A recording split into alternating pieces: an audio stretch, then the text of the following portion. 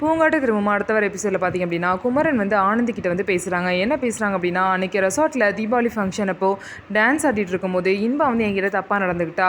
அது எனக்கு சுத்தமாகவே பிடிக்கல. அதனால தான் நான் அங்கே இன்பாவை அடித்து அந்த மாதிரி நடந்துக்கிட்டேன்.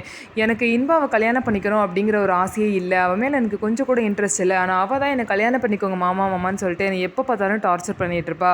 நீங்கள் எதுவும் என்னை தப்பாக நினச்சிக்காதீங்கன்னு சொல்கிறாங்க. நீங்கள் எதுக்கு சார் இதெல்லாம் என்கிட்ட சொல்லிகிட்டு இருக்கீங்க அப்படின்னு சொல்லிட்டு ஆனந்தி கேட்குறாங்க.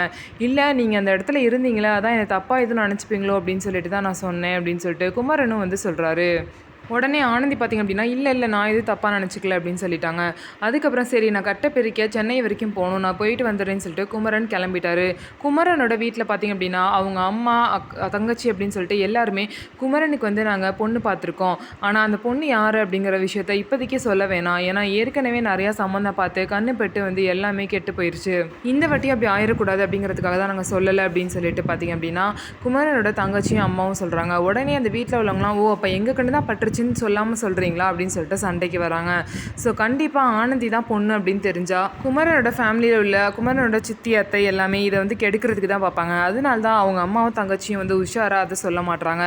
ஸோ குமரனுக்கும் ஆனந்திக்கும் கூடிய சீக்கிரம் கல்யாணம் நடக்குமா இல்லையா அப்படின்னு சொல்லிட்டு வெயிட் பண்ணி பார்ப்போம். நம்ம வீடியோ உங்களுக்கு பிடிச்சிருந்தா நம்ம வீடியோவை லைக் பண்ணிக்கோங்க. மறக்காமல் நம்மளோட சேனலை சப்ஸ்கிரைப் பண்ணிவிட்டு பாருங்கள்.